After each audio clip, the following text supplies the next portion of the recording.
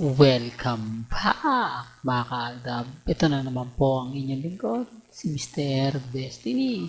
At panibagong update na naman po tayo. Panibagong mga kaganapan po ngayon sa social media. Sabi ko nga po sa inyo dito po sa channel ni Mr. Destiny, marami po kayong maiintindihan, marami po kayong mapapanood, at syempre marami po kayong matututunan mga kaaldab. Marami na naman pong komento na hindi Mr. Destiny, saglit lang si Alden Richards dahil magiging host nga siya dito sa nakabago at pinaka-latest na ipalalabas nga po sa GMA Network, ang Star of the Floor, na kung saan si Alden Richards ang magiging host. Remind ko lang po sa inyo, sa June 28 pa po ito, June 15 pa lang po o June 14 pa lang po umalis si Alden. Ilang araw pa po, di po ba? Mayroon pa po siyang 14 days para kumbaga magpahinga o para gumawa ng pelikula. At hindi naman lingid sa inyong kaalaman na po pwede na rin pong ito i-tape. Malay nyo, tapos na siya, di po ba? Na-tape na po siya. Ipalalabas na lang. Gaya po ng ginagawa ng Itbulaga, kapag Monday to Wednesday tape po sila. Pagdating ng Thursday hanggang Sabado, live po sila. Wala naman po kasing pinagkaiba yan.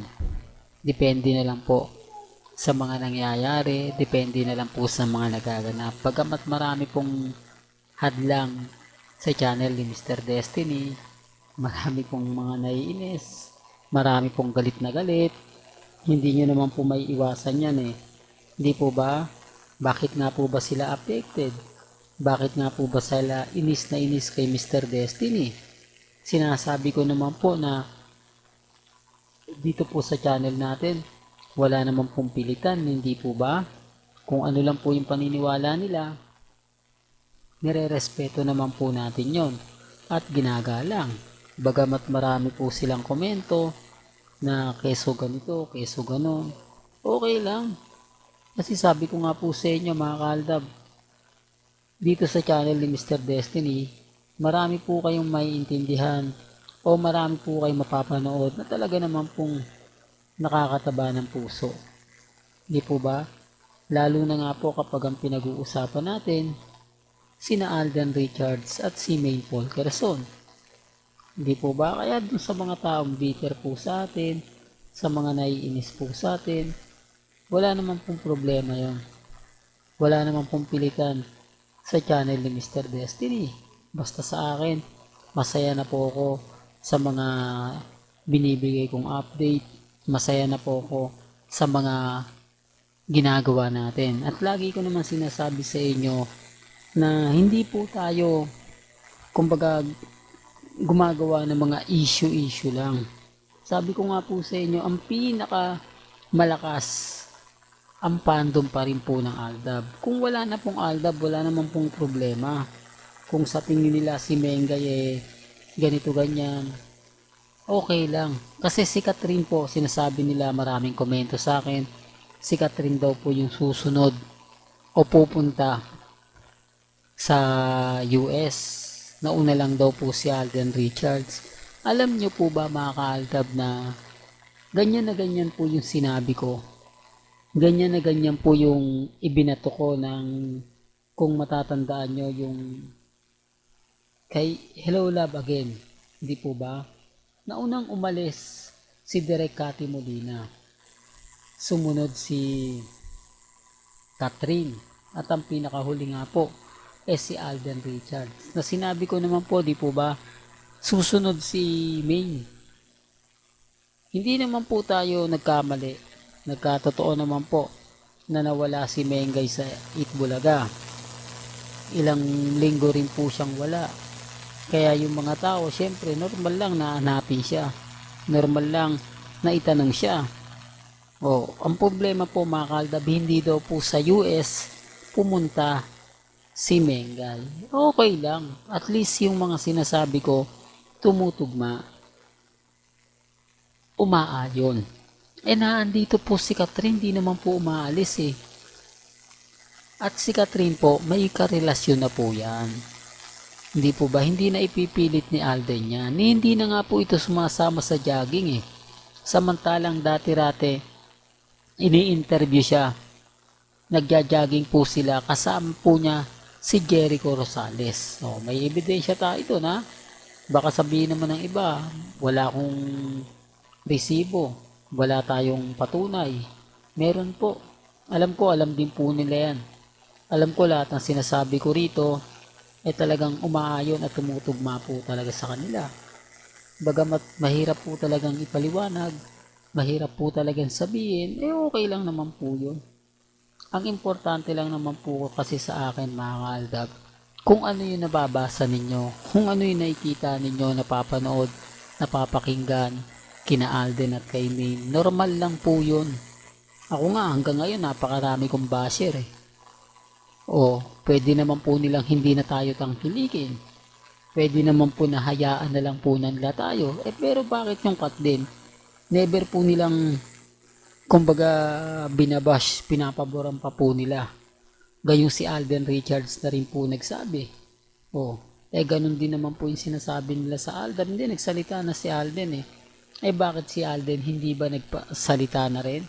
Sinabi nga po niya na Mr. Impret na ano ba yan? Sa dulo ng dila natin.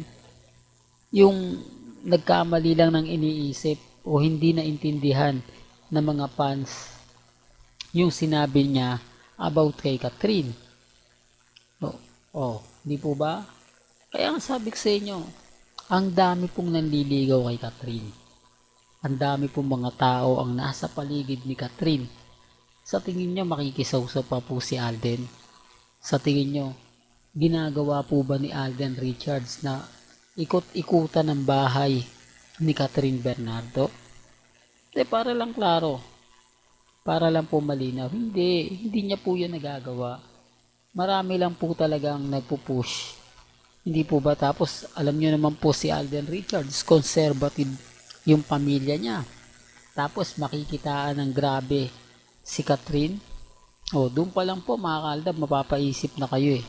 Doon pa lang masasabi nyo na oo nga kasi si Catherine grabe, super sexy, talagang kumbaga makikita mo yung kasingit-singitan na pinagpipiestahan ng mga kalalakihan. Sa tingin nyo po ba papayag si Alden Richards? Lalo na po yung kumbaga may mga interview sila, makikita mo yung kortina na parang kortina lang po yung sinuot sa likod ni Catherine. Pero magandang kortina o magandang tela. Kung kay Alden yon, di po ba? Pagsasabihan niya, pero wala po kasi siya siyang sa posisyon para mag-react, para pigilin siya dahil hindi niya naman karelasyon una sa lahat. Kumbaga diskarte niya yun. Wala siyang pakialam doon. Pero kung may relasyon sila, pwede siyang makialam. Di po ba pwede niyang sabihin na hindi ko gusto yung suot mo, medyo super sexy. Kumbaga nakakaya naiilang ako dahil ikaw yung pinagpepestahan, naiilang ako kasi sa'yo lahat nakatutok yung mga ilang netizen. Yun yung tipong yun yung pinapaliwanag ko mga kaaldab. Hindi po ba tama naman si Mr. Destiny? Tama naman po yung sinasabi ko. Kay Mengay nga nangyari yun na pinagsuot niya si Mengay balot na balot si Mengay dahil sabi nga ni Alden Richards ayaw niyang sobrang iksi yung suot. Alam ko marami makaka-relate niyan. Alam ko isa po kayo sa nakapanood ng sinasabi ko nung panahon po ng Kalye serye ng One for All for One. Hindi po ba? Hanggang dito na lang po ang ating latest updates. Kaya kung gusto niyo pa po ng pinaka-latest at sariwang update, abay tumutok lang po kayo dito po sa channel ni Mr. Destiny para updated po kayo sa mga bago at sa mga latest na i-upload po natin maya-maya lang. Kaya kung bago ka lang sa channel na to at isa kang true-blooded Aldab Nation, na nagmamahal kina Mengay at Isoy, tama po ang channel na pinuntahan mo. Kaya consider na po kitang bagong subscriber. At huwag mo kalimutang i-share ang mga video po natin sa mga mami, sa mga titas, at sa mga senior. Hanggang sa muli, salamat po sa panonood at pakikinig.